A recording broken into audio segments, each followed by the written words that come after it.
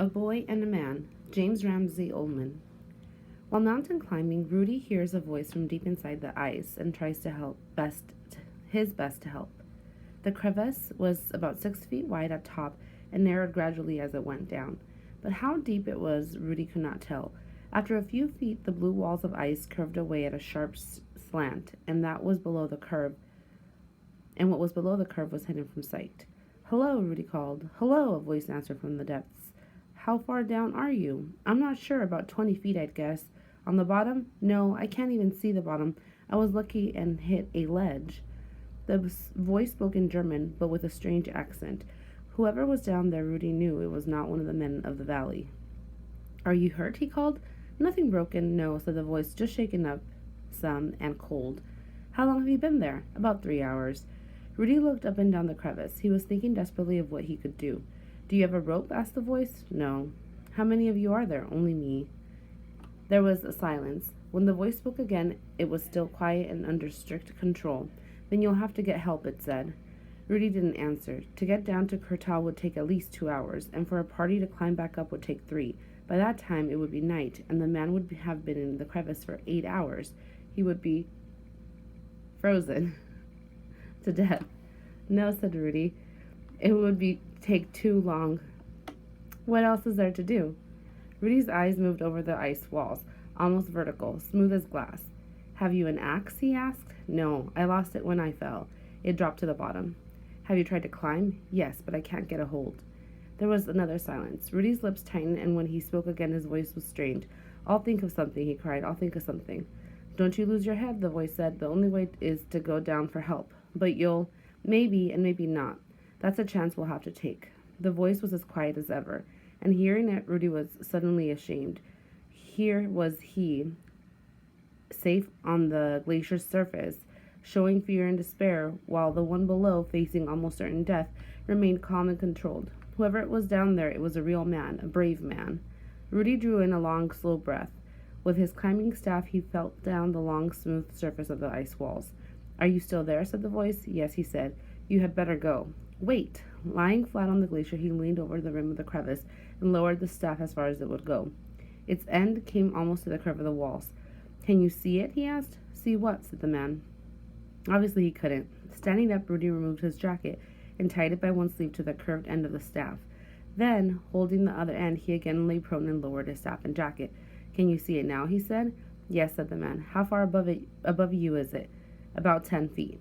Again the staff came up. Rudy took off his shirt and tied one of its sleeves to the dangling sleeve of the jacket.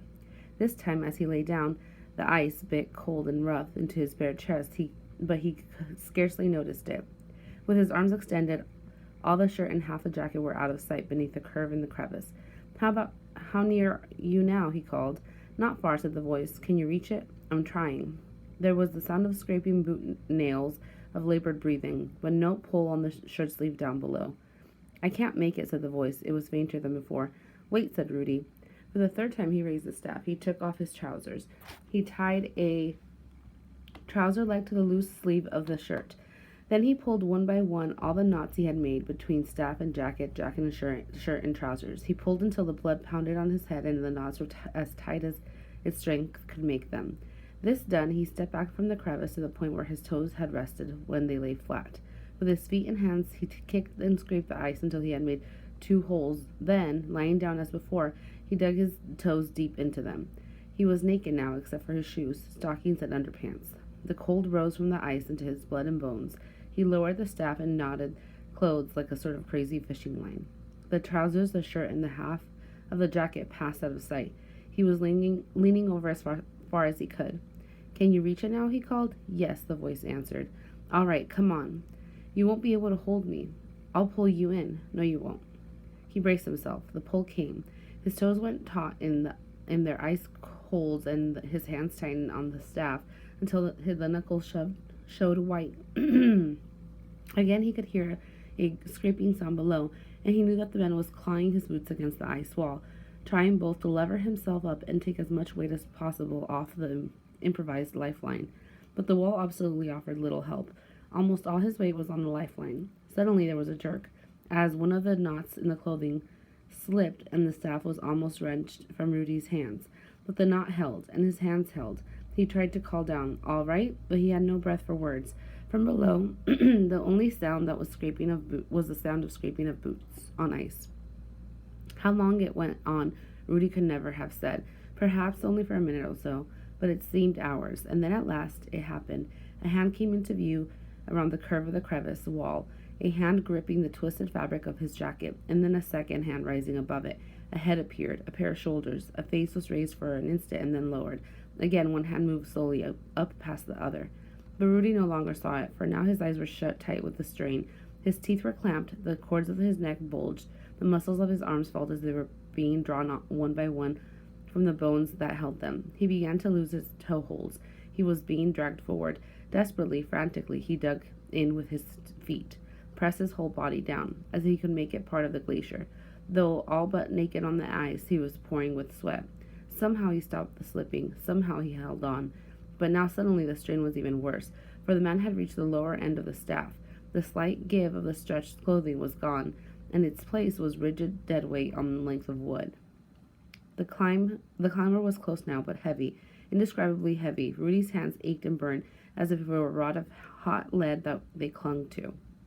It was not a mere man he was holding, but a giant, or a block of granite. The pull was unendurable, the pain unendurable. He could hold on no longer. His hands were opening. It was all over. And then it was over. The weight was gone. There was a scraping sound close beneath him, a hand on the rim of ice, a figure pulling itself up onto the lip of the crevice. The man was beside Rudy, turning to him, staring at him. "Why, you're just a boy," he said in astonishment. Number 1. Which article of clothing does Rudy not use as part of the lifeline? A. Pants. B. Shirt. C. Jacket. D. Scarf. 2. Which information is not given in the passage? A. How wide the crevice is. B. How the man got in the hole. C. How long it would take to reach town.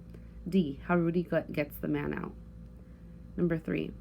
Which sentence best states the theme of the passage? A. Determination can accomplish amazing things. B. Success is an important factor. C. Life and nature are connected. D. Humans should know that danger lurks everywhere. Number 4. Which two details from the passage best belong in a summary of the passage? A. He would be frozen to death. B. This done, he stepped back from the crevice to point where his toes had rested when he lay flat.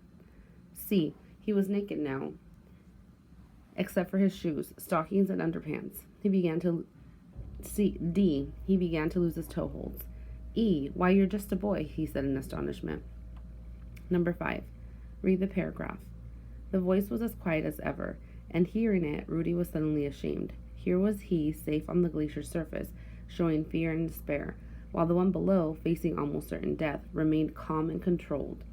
Whoever it was down there, it was a real man, a brave man. In this paragraph, why does Rudy become ashamed? Choose 2. A. He realizes he has been thinking of himself. B. He thinks he has done the wrong thing. C. He realizes he knows the man. D. He thinks he is not being brave enough. E. He thinks the man's accent is strange.